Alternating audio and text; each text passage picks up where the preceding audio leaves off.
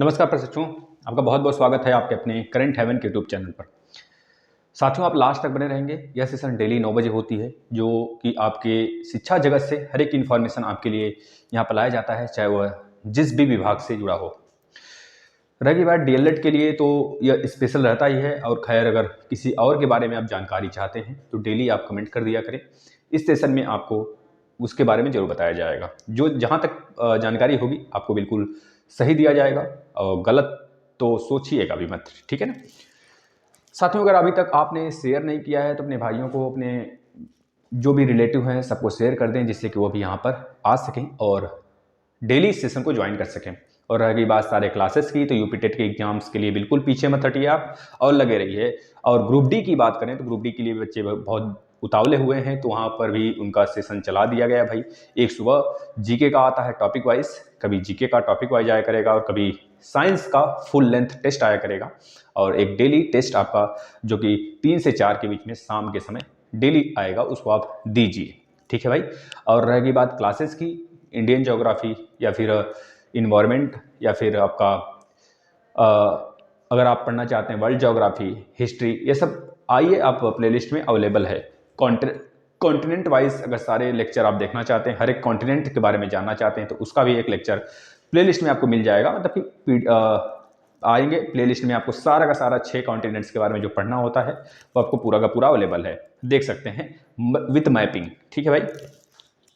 Telegram का भी description link के नीचे दिया गया है भाई, लिंक है, उसमें आप ज्वाइन हो जाइएगा फटाफट, और जिससे कि आप जितने भी पीडीएफ्स वगैरह होते हैं तो आप वहाँ से पा सकें। जैसे सीटेट का previous year paper, UP TET का प्रीवियस ईयर पेपर, और अन्य जितने भी हिंदी के लेक्चर हो गए, हिंदी के तो बिजोड़ लेक्चर पूरे दे दिए गए हैं आपको, आकर प्लेलिस्ट में आप देख सकते हैं, पढ़ सकते हैं।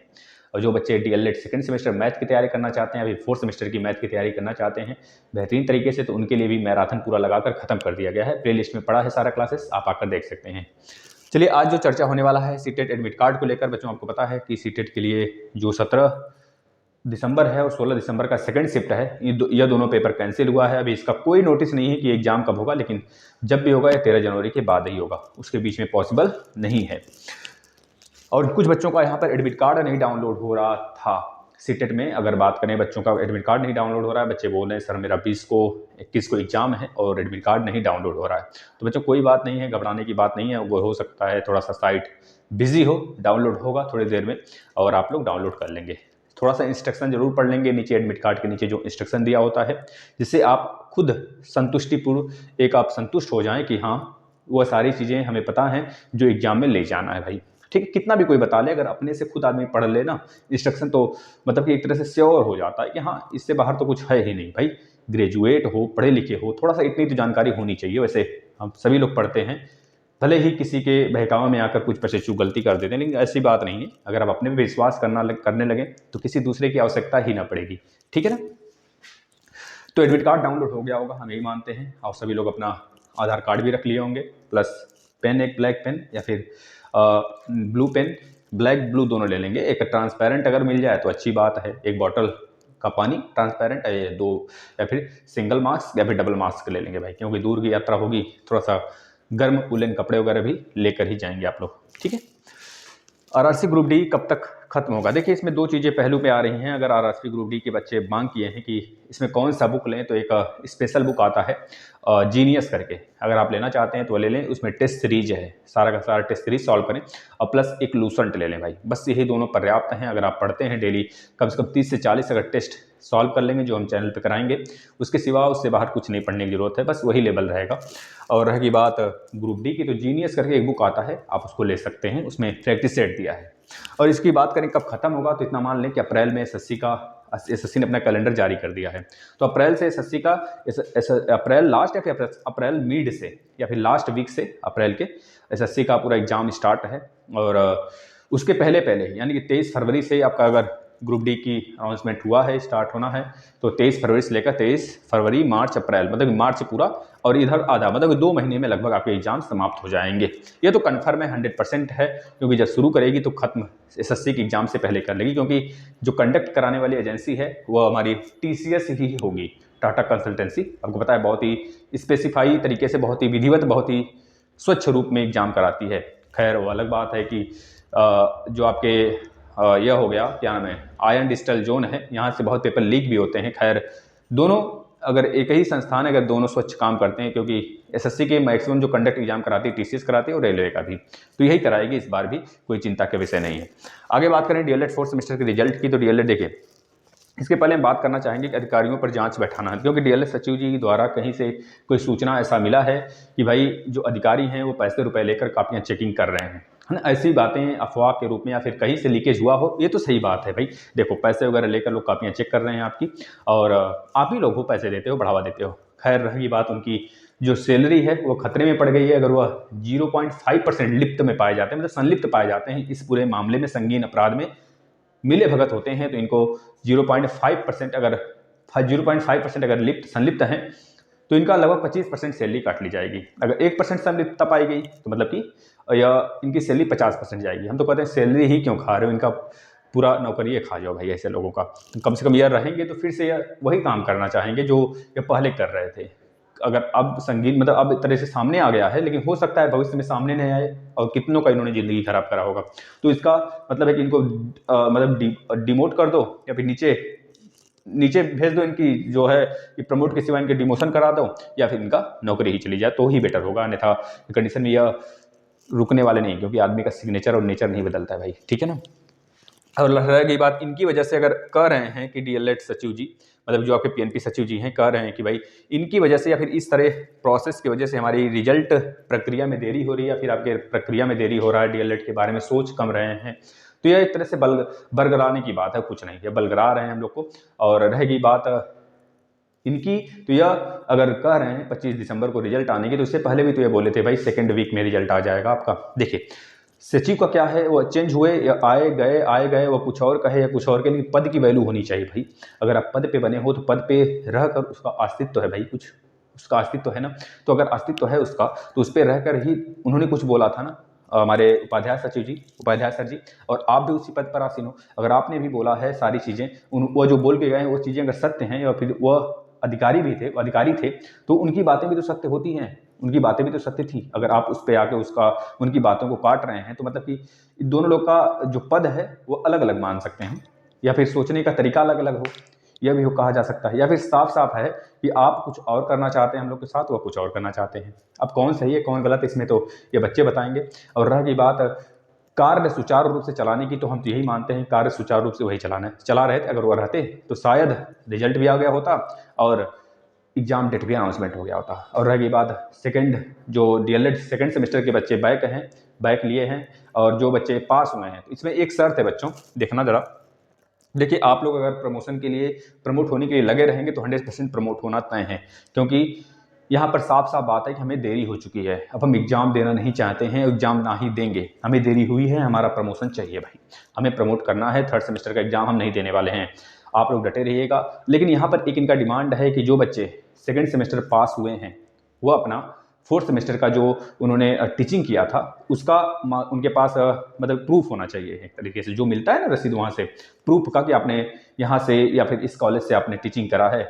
फोर्थ सेमेस्टर वाले तो जो बच्चे पास हो गए हैं उनकी बात कर रहे हैं, अगर उनके पास प्रूफ है तो वही प्रमोट होंगे, ऐसी कोई सूचना निकल के आ रही है। अगर ऐसी बात है तो आप लोग अपना जब भी धरने का प्रोसेस या फिर धरना रखा जाए तो आप लोग वो अपना लेकर जाएंगे, टीचिंग वाला सारा का सारा सिस्टम जो आपने दिया था, वहाँ से रसीद वगैरह मिले थे आपको, तो उसको लेके जाना है भाई। इस बार पीएनपी पे अगर कभी भी धरना का जैसे रिजल्ट आता है वैसे धरने का प्रोग्राम बनना स्टार्ट हो जाएगा और आप लोग प्रमोट ही होंगे। देखिए क्योंकि पीएनपी भी जान रही है और हम लोग भी जान रहे हैं कि लेट हुआ है लेट हुआ है तो बच्चे इस कंडीशन में तो नहीं होंगे कि वो एग्जाम दे लें।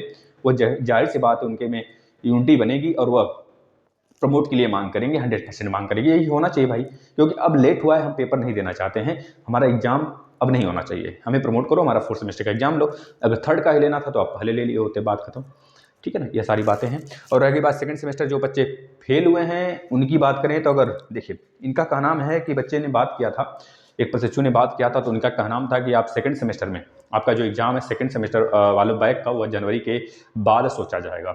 जनवरी के बाद उन्होंने इस वजह से कहा था क्योंकि जनवरी के लास्ट उस समय यह नहीं था कि यूपी टेट का जो एग्ज़ाम है वो 23 को ना होकर किसी और डेट को होगा। वो तो बाद में ना डेट आया कि 23 को कोई और एग्ज़ाम है और इस वजह से यूपी टेट के लिए मंजूरी नहीं दी जाएगी, क्योंकि पहले 23 तारीख को जो एग्ज़ाम एक होने वाला है उसको मंजूरी दे दी गई है। इस तरह की बातें बाद में आई और हमने तो पहले ही बोल दिया था भाई जनवरी में एग्जाम संभव होगी तो लास्ट जनवरी तक होंगी, अन्यथा जनवरी में नहीं, फरवरी भी बीत जाएगा हमको लगता है।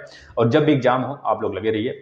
और इसी वजह से इन्होंने बोला कि आपका जो एग्जाम है डीएलएड वालों का वह जनवरी के बाद सोचा जाएगा, उस पर विचार किया जाएगा। रही बात अगर जनवरी के बाद ये लेते हैं तो फरवरी क्या, जनवरी फरवरी मार्च तक तो स्कूटनी का ही रिजल्ट आएगा, तो क्या उसके बाद ही लेंगे? जब भी लेंगे उसके पहले तो मतलब आप लोग यह मत सोचिएगा उसके पहले ही हो जाएगा एग्जाम, उसके पहले नहीं होगा, बल्कि आप लोग लगे रहिए। अब ऐसा ना कंडीशन आए कि यह जो तीसरी बार आप पेपर देने जा रहे हैं बैक का, फिर बैक लग जाए। अगर फिर बैक लगा तो ज़िंदगी बेकार, रजिस्ट्रेशन रद्द, जो भी थोड़ी बहुत है आपके पास वो भी ख़त्म हो जाएगा भाई। आपके पास जो थोड़ी बहुत बचा हुआ है कि हाँ हम अगर पास किए, संभावनाएं बची हुई हैं कि अगर पास कर लिए तो हमारा एग्जाम होगा और हम शिक्षक भर्ती लायक हो जाएंगे। तो अन्यथा अगर आप फिर से बैक लगाते हैं तो कोई चांस नहीं मिलेगा आपको और बैक लग जाएगी भाई। इस वजह से कह रहे हैं सेकंड सेमेस्टर में जिनका मैथ में बैक है उनके लिए राजन सीरीज भी और आपका राजन और प्लस पवन सीरीज दोनों का हमने मैराथन दे दिया है, पूरा का पूरा प्लेलिस्ट में आएंगे। सेकंड सेमेस्टर मैथ के नाम से प्लेलिस्ट होगा, उसमें आपको सारा का सारा मैथ मिल जाएगा और रहेगी बात प्रीवियस ईयर पेपर भी मिल जाएगा। अभी 3-4 प्रीवियस ईयर पेपर हम और कराएंगे, 2017 वाला करा देंगे और 2016 वाला, 2017 2015 वाला भी हमारे पास है, वो भी करा देंगे। 2017 2000 और 2019 वाला भी है हमारे पास, उसको भी करा देंगे, जिससे कि आप सब कुछ देख लो। और इस बार जो सेकंड सेमेस्टर का हुआ था बैक वाला वो भी करा देंगे, मतलब 4-5 हमारे पास पेपर है, आप लोग पहले उसको कर लेंगे, वो सब करा देंगे। वैसे इस बार वाला जो हुआ था बैक वाला वो तो हमने करा दिया है, आप लोग ने देखा होगा तो अच्छी बात है, नहीं देखेंगे तो देख लीजिए भाई। और रही बात फोर्थ सेमेस्टर की, बच्चों को मतलब कि थर्ड सेमेस्टर जो सेकंड सेमेस्टर पास कर लिए हैं वो अपना किसी भी हाल में टीचिंग का मार्कशीट ले लें, जिससे कि वहाँ पे प्रूफ दिखाया जा सके कि हाँ अगर आपने डिमांड किया है तो हमारे पास हैं ये सारी चीज़ें और हमें प्रमोट होना चाहिए, क्योंकि हम पीछे नहीं रहेंगे भाई। देखो अगर जो चीज़ें उन्होंने डिमांड करी है अगर मेरे पास हैं तो हम अपने तरफ से तो नहीं कटेंगे, है ना, क्योंकि हमारे पास वो सारी चीज़ें हैं, सारे डॉक्यूमेंट्स हैं, हम दिखाकर प्रमोशन के लिए मांग कर सकते हैं, फिर धरने वगैरह करा सकते हैं। और रही बात अगर उनके मन बढ़ई की या फिर यह कर लें वो नहीं करना चाहते हैं प्रमोट, तो कुछ भी करेंगे उसके लिए, क्योंकि भाई जब भी है अगर वो एग्ज़ाम लेंगे तो हमें देना भी पड़ेगा। अब ऐसा नहीं कि हम उनसे ज़बरदस्ती करेंगे, एग्ज़ाम डेट आ गया तो हम कहेंगे हम देंगे ही नहीं एग्ज़ाम, ऐसा तो हो नहीं सकता, क्योंकि अगर उन्होंने एग्जाम डेट निकाल दिया तो हमें देना ही पड़ेगा। और इससे पहले वो एग्जाम डेट निकालें उससे पहले हमें सारी चीज़ें व्यवस्थित तरीके से और इन पे दबाव बनाते रहना है। और धरने वगैरह की जब भी आह्वान हो आप लोग फटाफट तैयार रहना और एक ग्रुप में आना। जैसे जो गृहिणी हैं उनकी बात नहीं करते हैं, लेकिन जो बच्चे हैं भाई, जो प्रशिक्षु हैं अदर, वो जरूर आएंगे। देखिए दूर रहने से नहीं होता है कुछ, आप यह बोल के निकल जाते हो कि मेरा घर मेरठ में है, भाई आपका मेरठ में है तो आपको पता नहीं होगा कि वहाँ से दिल्ली से बच्चे आते हैं, दिल्ली मतलब इधर जो यूपी वाला पोर्शन है यहाँ से बच्चे आते हैं। और इस बार जो धरना हुआ था एससीईआरटी पर बहुत दूर दूर से बच्चे आए थे। खैर रही बात नए आने की, तो उसमें कोई भी बहाना चल सकता है, उसमें कोई दो राय नहीं है, बहाना बनाते रहिए। और यह मत सोचिएगा कि आपके लिए कोई दूसरा लड़ेगा, नहीं, आपके लिए सिर्फ आप लड़ोगे भाई और कोई नहीं, ठीक है। यह बातें रही। अगर बात करें यूपीटेट की एग्जाम की, जनवरी के बाद होगा बच्चों के, उससे पहले कोई भी डेट संभव है ही नहीं। इतनी बातें थी जो आज हमको बताना था।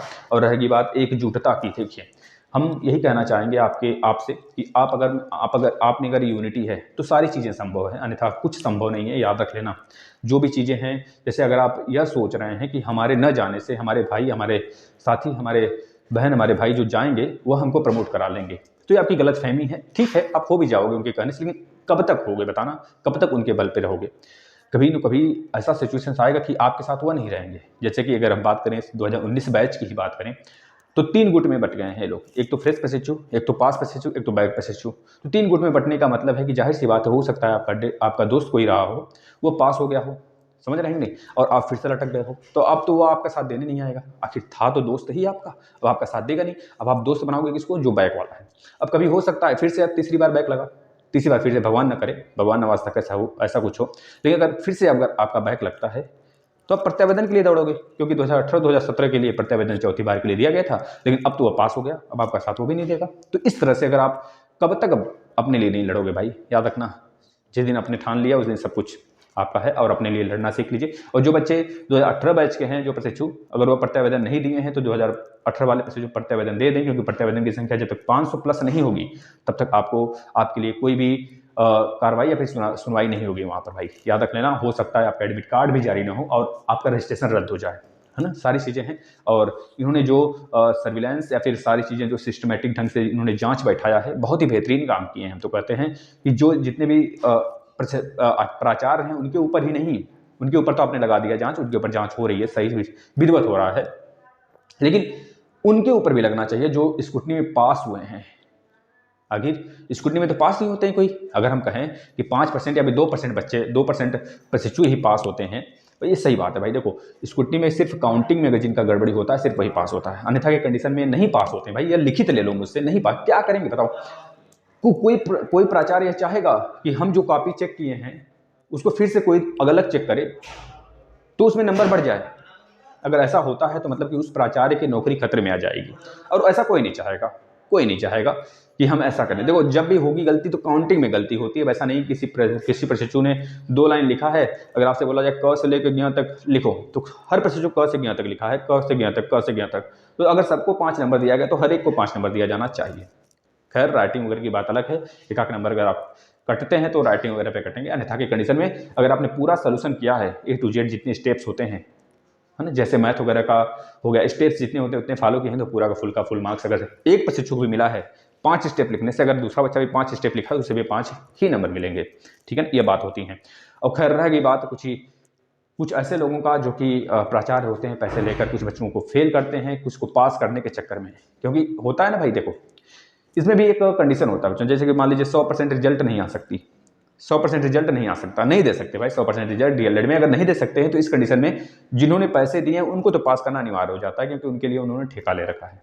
और जो बच्चे अच्छे होते हैं उन्हीं को लटका देते हैं, 1 नंबर से, 2.5 नंबर से, आधे नंबर से, इस तरह लटका देते हैं। और वो बच्चे फेल होते हैं, वो बच्चे मतलब कि वही बच्चे परेशान होते हैं, समझ रहे हैं। तो यह थोड़ा सा कंडीशन फॉलो करवाते हैं लोग, और इस बार से ये कंडीशन सारा खत्म कहानी। अब उन लोग को समझ में आ जाएगा प्राचार्य की क्या होती है गलतियां। मान लेते हैं अगली बार से हो सकता है फिर से स्टार्ट हो, लेकिन 2-3 साल तक ये सारे सिस्टम बंद रहेगा, अच्छा रहेगा। लेकिन अगर प्राचार्य जो हमारे सचिव जी हैं या फिर हमारा जो भैया शासन है, अगर वह यह काम करने लगे, जितनी भी स्क्रूटनी की कापियां हैं रिजल्ट आने से पहले चेकिंग बैठा दे, तो बहुत मज़ा आ जाएगा भाई। जितने बच्चे 200 रुपये, 300 रुपये रखे होते हैं ना, या फिर कापियों वगैरह चेकिंग हो जाए, कि जो प्राचार्य हैं 200 रुपये निकाल लेते हैं और बच्चों को 1 नंबर से, 2 नंबर से, 2.5 नंबर से पास करा देते हैं। तो इनकी भी कापियां अगर चेकिंग हो जाए तो उन बच्चों का रिजल्ट तो आना ही नहीं चाहिए। जो बच्चे 200 रुपये, 300 रुपये, 400 रुपये रखते हैं कापी में, खत्म कर दो उनकी कहानी उसी जगह, बल्कि उनका रजिस्ट्रेशन ही रद्द करो भाई। तुम डीएलएड करने लायक ही नहीं, जाओ।